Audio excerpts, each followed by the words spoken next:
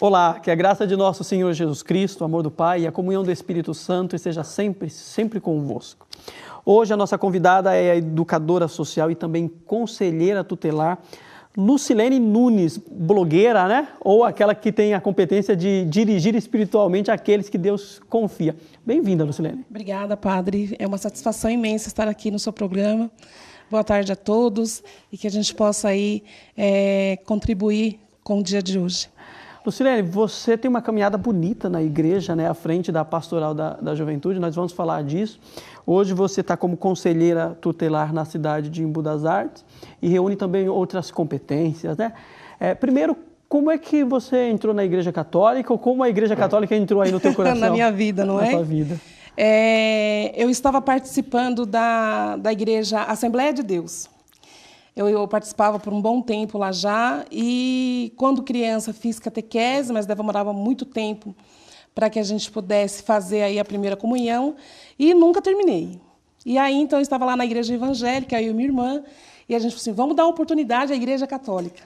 E aí a gente deu, então, essa oportunidade, fizemos a catequese, fomos batizados, a primeira Eucaristia e Crisma. Tudo na mesma semana, né? Lá na Santa Otília, lá era comunidade, né? Hoje é paróquia. Então, eu sempre falo que a Santa Otília é meu ovo. Foi lá que eu nasci.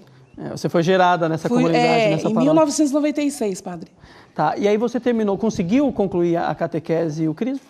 Consegui. Fui catequista por muitos anos, catequista de crisma, catequista de criança.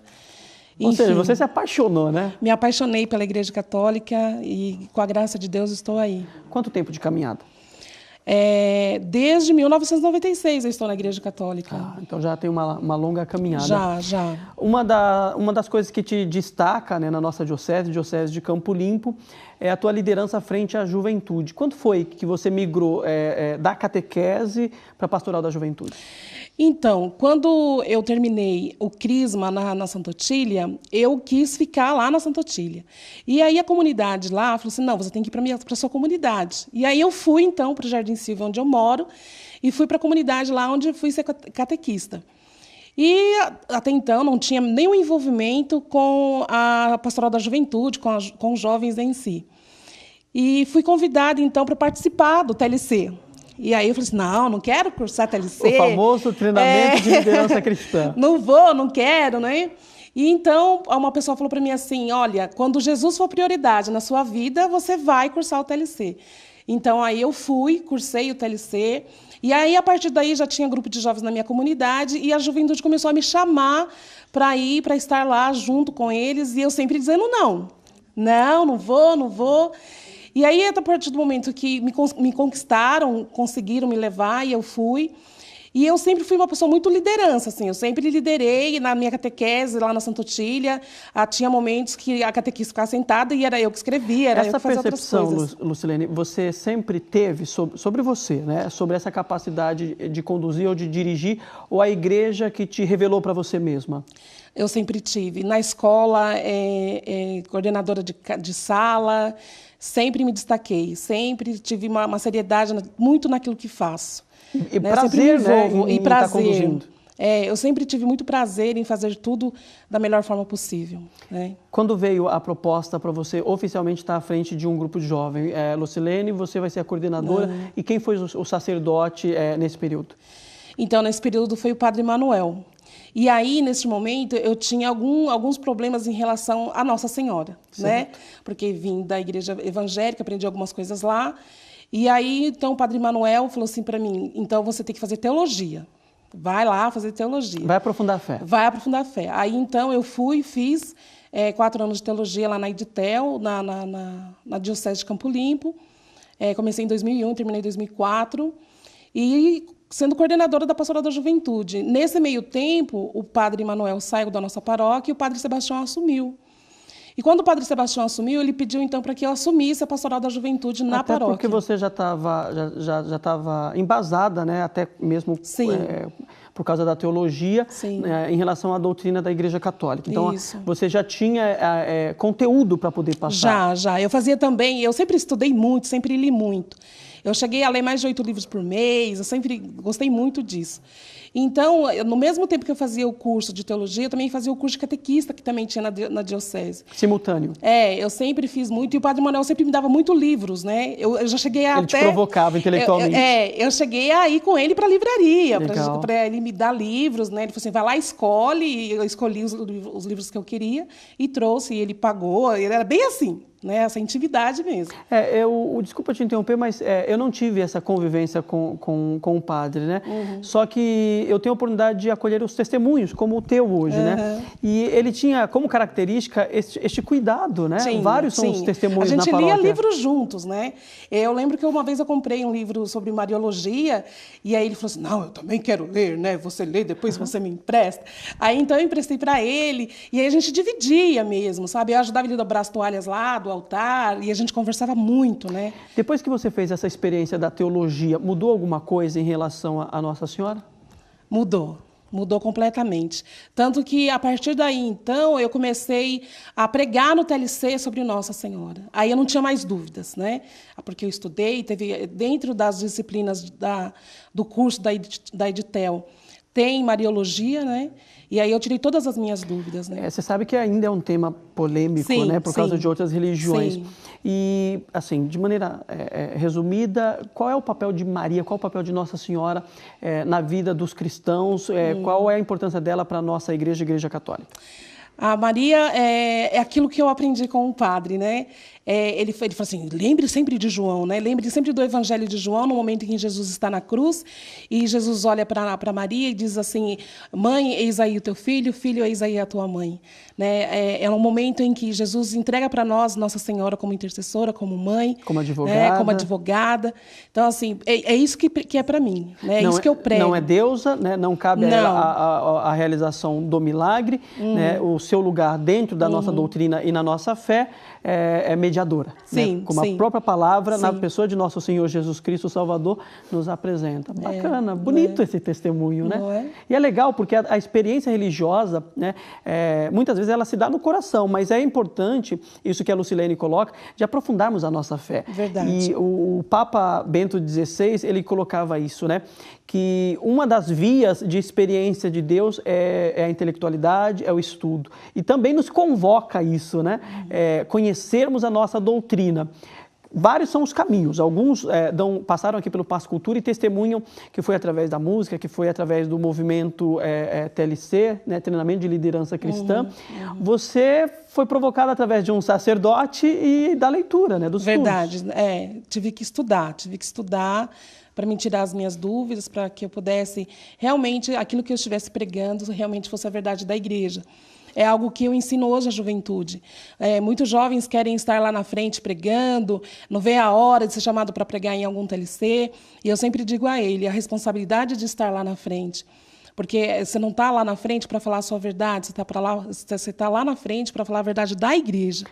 Né? E aí é a responsabilidade que muitos deles não entendem, e quer passar aquela espiritualidade que eles vivem no momento.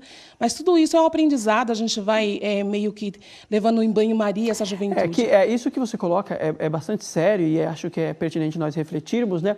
Essa espiritualidade pós-conversão do retiro, ela é super válida, né? E tem nosso respeito, mas, né, verdade seja dita, ela é superficial. Né? Verdade. E para estar à frente precisa ter conhecimento. E eu confesso para você mesmo, sendo sacerdote, a nossa doutrina, que é a doutrina da Igreja Una, Santa, Católica, Apostólica, Romana, é uma doutrina bastante desafiadora, né? Que nos provoca. Eu consigo fazer a experiência de Deus, mas eu tenho que estudar, né? Isso, e a juventude não gosta de ler, padre, né?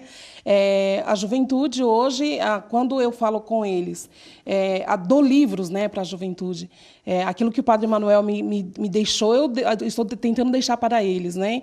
De dar livros. Você leu, então você não tem mais função para você. Dá para aquele que ainda não leu.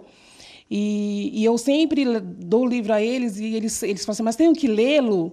É muito grosso esse livro. Não tem nenhum desenho, né? E aí eu falo para eles, mas assim, se você não ler, se você não estudar, eu falo para eles, não fique lendo só apenas uma versão de uma Bíblia, tem a Jerusalém, tem a outras, a Pastoral, a Ave Maria, não fica só nenhuma, né? Tenta ver quais são as traduções da Bíblia. Enfim, aí eles ficam assim com um ponto de interrogação para mim, né? E aí eu falo assim, eu sei que eu sou chata, mas eu preciso amar você nessa medida. Será que isso é cultural, né? Porque nós fazemos alguns eventos na nossa região, Diocese de Campo Limpo, BR-116, e lá nós utilizamos algumas mídias como os outdoors de 9 metros, né? Aí você coloca lá uma mídia super fácil, né? Uma mídia rápida, e depois do evento o jovem fala, nossa, padre, mas eu não vi o evento, né? Onde é que você divulgou? Ah, numa ferramenta simples, uma outdoor de 9 metros. Ou às vezes alguns jovens, né, que estão tirando a sua primeira habilitação, e eu tenho observado isso, eles se perdem em São Paulo porque não têm o hábito da leitura, né? De acompanhar a sinalização de trânsito. Será que isso é cultural? Onde é que está o erro, né, nessa situação, dentro da tua experiência? Eu acredito que o erro, eu acho que vem muito da questão familiar, né, da onde eles vieram, né, aquilo que a família muitas vezes passou a eles, né, porque muitos jovens, a gente fala assim, nossa, você tem que estudar, você tem que fazer faculdade. Aí eles ficam, Lu, mas eu só quero isso, para mim tá bom só isso. E eles não despertam mesmo o interesse na leitura, principalmente na interpretação daquilo que lê, né, principalmente a Bíblia. Eles não interpretam a Bíblia, né, eles leem e acreditam piamente naquilo que estão lendo naquele versículo. De maneira fundamentalista. E sem entender o contexto. Eu falo para eles assim, vocês têm que entender o contexto do texto. Porque senão, o que você vai passar aí para aquele que tá ali sentado? Olha só a responsabilidade. Esse análise que a Lucilene está fazendo, né, ele é muito interessante, porque quando nós fomos fazer a teologia, era essa a orientação dos nossos professores. Então, em que período a Sagrada Escritura foi escrita? Isso. Qual era o período político, né, que estava... Escreveu para quem, exato, né? Para quem? Quem era, por exemplo, uma das coisas muito fáceis de nós entendermos. O papel da mulher no tempo de Jesus. A mulher tinha o mesmo valor do escravo, não tinha voz nem vez. E hoje, né, América Latina, Brasil, ano de 2013. Olha o protagonismo dessa figura feminina, né? A principal cadeira do nosso país é ocupado por uma mulher. Então, a Sagrada Escritura, ela é livro sagrado, mas é preciso considerar a arqueologia, a história, a questão cultural, o sistema político da época, aí fazermos uma releitura e atualizarmos para os nossos dias. Aí por isso que nós chamamos de palavra viva. Exatamente. Quando eu terminei o curso de teologia, eu saí pela diocese, por algumas paróquias, dando curso bíblico. Eu montei um curso bíblico na minha paróquia e, pelo que eu me recordo, eu tinha mais de 70 pessoas, alunos, cursando, e era um curso aprofundado realmente da Bíblia. Fiz em outras paróquias, para outros jovens, porque assim, nós temos essa necessidade, né, de educar na fé. Isso é educar na fé. Né? Você fazer com que a pessoa realmente entenda todo o contexto histórico, cultural daquela época, para quem que aquele autor escreveu. Eu lembro que quando eu descobri aquela passagem de Jesus, que Jesus está com aquela mulher naquele poço e ela esquece aquele vaso, eu jamais passaria pela minha cabeça a importância daquele vaso naquela época. Você não tinha interpretado a situação? Não tinha. Aí, quando lá no curso de teologia os professores falavam, todos são padres, né? E aí cai alguma ficha em você assim, você, olha o contexto, olha a beleza do texto. Exatamente. E estava ali. E estava ali, né? E hoje a gente, muitos jovens, muitas pessoas que estão dentro da igreja não tem essa profundidade, né? Hoje, profissionalmente, você é educadora social e conselheira tutelar, né? Sou.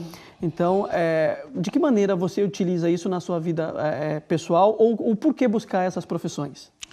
Então, o conselho tutelar, ele surgiu na minha vida de uma forma que eu também não esperava.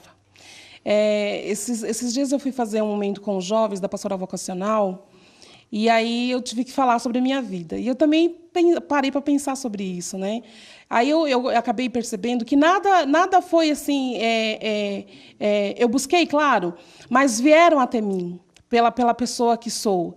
Era um momento em que eu estava como educadora, trabalhando no meu bairro, e era já a liderança da juventude na igreja, na paróquia. Já tinha uma preocupação com o jovem, um carinho. Sim, e sempre ajudei as famílias, sempre tive esse trabalho dentro da pastoral da criança, dentro da pastoral da catequese, sempre tive esse trabalho, né, social.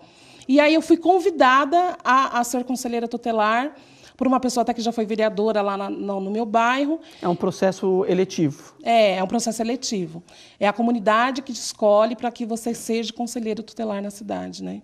Então tem que ser uma liderança mesmo. Quanto tempo você está nesse cargo? Então, no cargo de conselheiro, eu estou no meu 3º mandato. Este é o 2º ano que nós estamos vivendo deste mandato. Começou o ano passado e termina em 2016.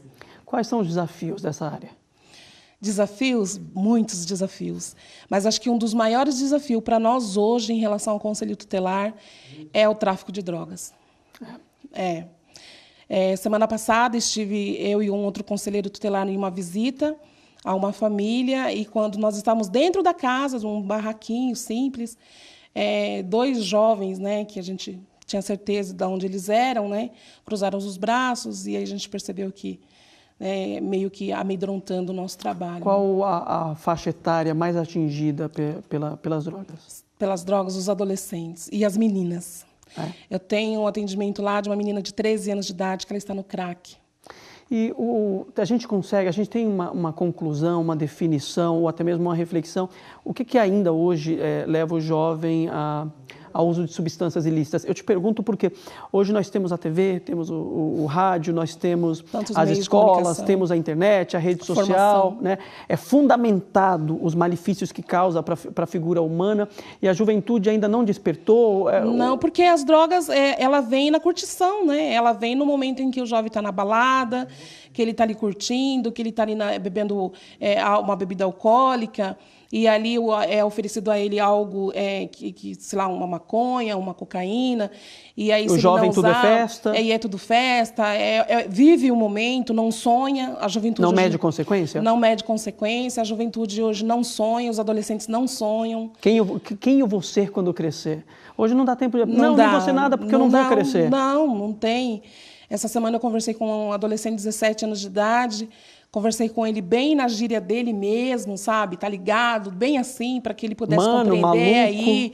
Eu sei, entendeu? Curte aí. E aí, quando eu terminei a fala com ele, eu falei para ele assim, eu quero ver você aqui de novo, né, no conselho. Eu quero poder te esperar aqui. Peguei na mão dele, pedi para ele pegar a minha. Eu falei assim, eu vou te ver aqui novamente. Ele me olhou nos olhos e disse não. E aí a gente já sabe, neste momento, o quanto ele já está envolvido no uso de drogas. Eu posso dizer que a nossa juventude ela é de quem chega primeiro? Se a família chega primeiro, você tem estrutura, base familiar, a própria religião, a igreja. Você acha que essas duas instituições, família e igreja, a gente consegue, se nós não conseguimos resolver os problemas da nossa juventude espalhada pelo mundo, ou pelo menos pela nossa diocese, você acha que a gente está conseguindo amortecer? Estamos sim. Eu creio que quando a gente lá mesmo no conselho, nós temos vários atendimentos em que a gente percebe que quando a família é evangélica ou é católica ou tem uma religião, ou os pais mantêm o diálogo com o adolescente, porque hoje o adolescente não vai, pronto, cala a boca e fica quieto. Né? Você tem que saber dialogar com esse adolescente, você tem que saber conversar com ele, e fazer a troca, né? Vamos negociar, né? Porque ele é um ser pensante, ele não é uma pessoa ali que tem que ficar calado. Não tem idade cronológica, né? Mas é um ser pensante. É uma pessoa que está fazendo a reflexão de vida dele, ele precisa ser ouvido. E muitos pais não querem ouvir os adolescentes, e aí é o que está o grande erro. Porque você tem que ouvir o seu filho, você tem que ouvir o que ele tem para te dizer e tentar entrar num acordo. Porque se você vai para o debate, se você vai para o cala-boca, você perde o seu filho.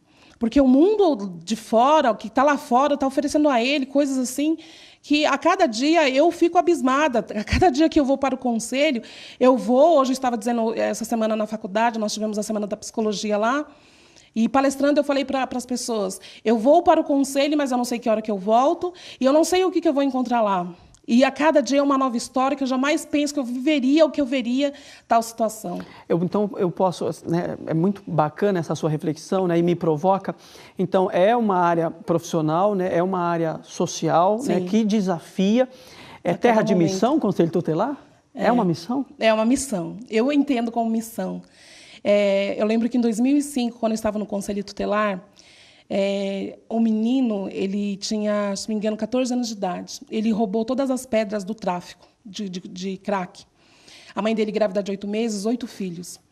E aí ela chegou com esse menino todo machucado. Ele foi agredido à paulada pelo tráfico de drogas do bairro dele. Eu jamais vou esquecer desse menino.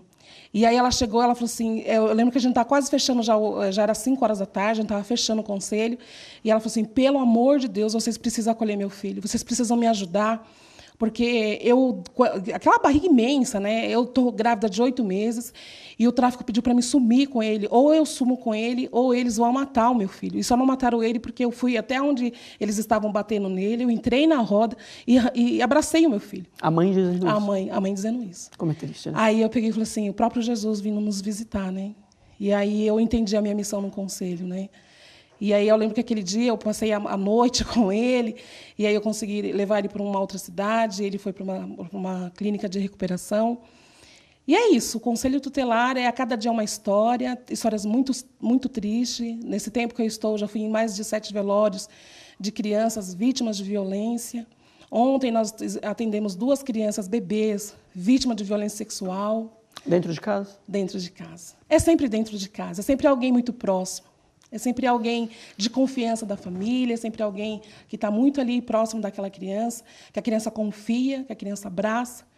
E o mais triste, Lucilene, porque quando a gente imagina as figuras da nossa família, nós enxergamos elas como os protetores, os cuidadores, né? Aqueles que vão garantir a vida. É verdade. E não é. Essa semana eu estava vendo as fotos para mostrar nas palestras e tem uma menina lá de 9 anos de idade que a mãe dela bateu nela com um fio de telefone, de carregador de celular, o corpo dela todo marcado.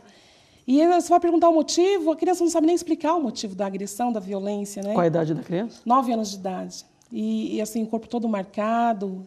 Assim, infelizmente, né? E é todos os dias, é de madrugada, a gente não tem horário, né? É 24 horas o trabalho do Conselho Tutelar.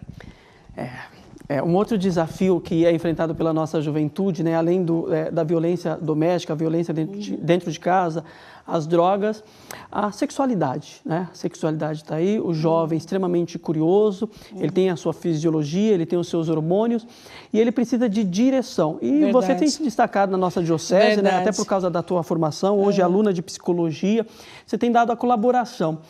Fala desse desafio que a nossa juventude está enfrentando, aí, tanto os rapazes como as moças, como nós, sacerdotes, igreja, né, devemos lidar ou ajudar a nossa juventude. Então, eu sempre fui muito mãe dessa juventude, né? Tanto que os jovens da minha paróquia falam que são meus filhos, né? E aí, dentro da paróquia Nossa Senhora do Rosário, a gente fez vários encontros de namorados. E nesses encontros de namorados, a gente aprendeu a lidar muito com essa questão de formação da sexualidade, tudo. Eu também busquei informação sobre a questão da sexualidade, da afetividade. E o que aconteceu? Eu acabei criando uma palestra dentro do TLC sobre afetividade e sexualidade. Essa palestra foi criada em função da necessidade. Da necessidade dentro... De tocar esse assunto. Isso, de falar sobre esse assunto lá no TLC, lá na formação mesmo, que eles estão lá descobrindo, despertando para Deus, que eles já recebessem essa informação, o que a igreja pensa sobre a sexualidade e a afetividade. Isso é legal, porque teve um tempo, né, que como igreja nós trabalhávamos a questão social, a questão profissional, né, a questão espiritual do ser humano na figura do jovem, e nós tínhamos receio ou falta de formação de trabalhar a sexualidade, né? E hoje eu gosto muito desse momento que a igreja está vivendo, porque nós enxergamos o jovem, o ser humano, na sua totalidade, cabeça, corpo e espírito. E a sexualidade faz parte do corpo da figura humana, ainda mais nesse período da idade que os hormônios estão ali borbulhando. Eu sou bem aberta, viu, padre? Quando eu vou fazer a palestra, a pregação para essa juventude, eu não guardo palavras para falar para eles, né? A questão de tesão, a questão de pênis, enfim. Eu falo o que tem que ser falado. Sim. Bem claro, bem objetivo, para que não fique nenhuma vírgula. Como é falado dentro da escola, né? Isso eu gosto muito. A escola, ela trouxe isso para a sua grade, né? E ela desenvolve isso, eu acho que de maneira muito feliz, né? Principalmente as disciplinas de ciência e biologia. A sexualidade na figura humana. E é legal falar desse assunto com maturidade. Eu mesmo, como sacerdote, eu enxergo o sexo, não como muitas pessoas enxergavam, e até hoje, né, a gente ouve isso, o sexo como pecado. Não, o sexo é um dom de Deus. É verdade. Um exemplo disso é o sacramento do matrimônio, né? Que a igreja, e ela traz com muito carinho, muito respeito à sexualidade. E quando a gente se posiciona para falar sobre esse assunto, é justamente para que o jovem ele experimente isso que é graça de Deus. Não é pecado, não é feio, não é sujo, é graça de Deus. Mas de que maneira saber isso é trabalhar desenvolvido? isso, é saber trabalhar isso com ele, né? Como é que eu vou controlar os meus desejos sexuais, né? Como é que eu vou não me masturbar? Como é que eu vou olhar para aquela menina e saber que estando eu dentro da igreja, sendo uma liderança ou não, eu não posso ficar como eu fico na escola, como eu tenho os meus amigos e eles falam, qual é o problema de eu beijar 10 numa noite, né? Então, a juventude católica hoje, a gente tem direcionado a isso. E é muito bacana. Eles têm muita curiosidade. Eles são fantásticos. Tem coisas assim que não dá para acreditar. Eu lembro que uma vez, acho que foi em 2010, mais ou menos, eu fiz um grupo de convivência com 18 meninas. Era um grupo de jovens e essas meninas tinham muito ciúme dos meninos enquanto amigos.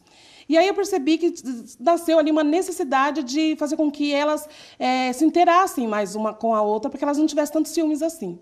E aí a gente fez um encontro de 15 em 15 dias. E aí eu me recordo que essas meninas, elas tinham muitas perguntas que elas tinham para fazer, e uma vez uma perguntou assim, Lu, eu tenho uma dúvida. Eu falei, pode falar, né? Ela falou assim, Lu, eu não estou deixando mais o meu namorado beijar de língua. É pecado, Lu, beijar de língua? Eu falei, menina do céu, eu não sei te responder se é pecado. Aí eu falei assim, não, mas não tem problema, no próximo encontro eu te trago a resposta. Vou lá, pergunto pro padre e te trago a resposta. Não, sempre sobra pro coitado do padre, né? Verdade, essa questão é cultural, né? Porque se você vai fazer a pesquisa, né, da sociedade, né? Há uns 30, 40, 50 anos, os nossos avós, né, Guto? Podia nem pegar na mão. Olha, se o cara pegasse na mão da noiva, ficasse nossa, grávida, já estava né? feliz, né, Giba? Já pensou?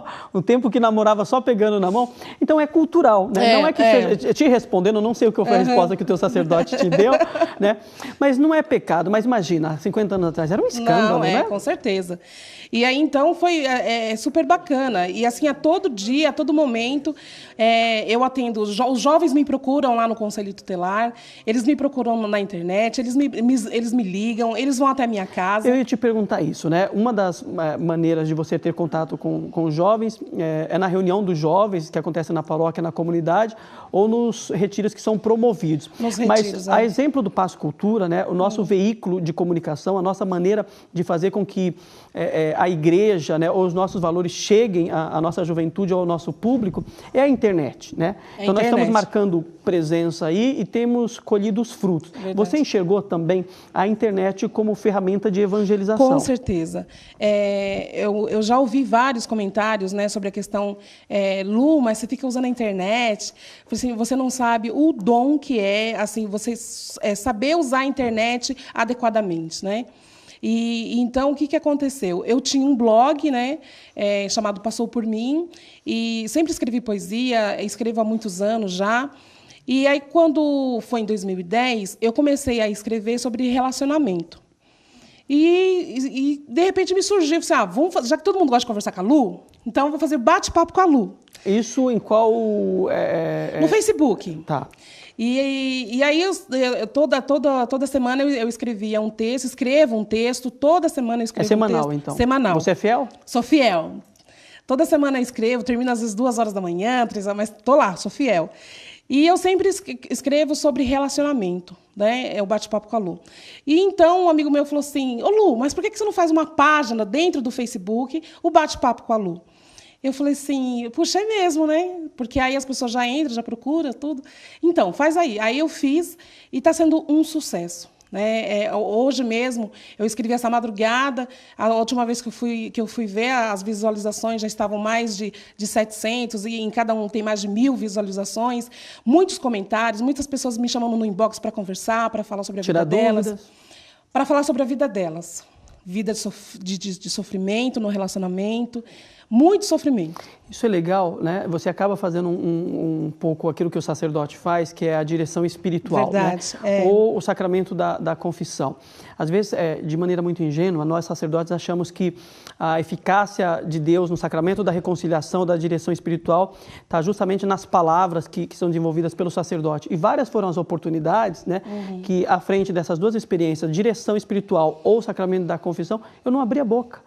Né? E a pessoa ali, ela fala, padre, foi foi maravilhoso. Por quê?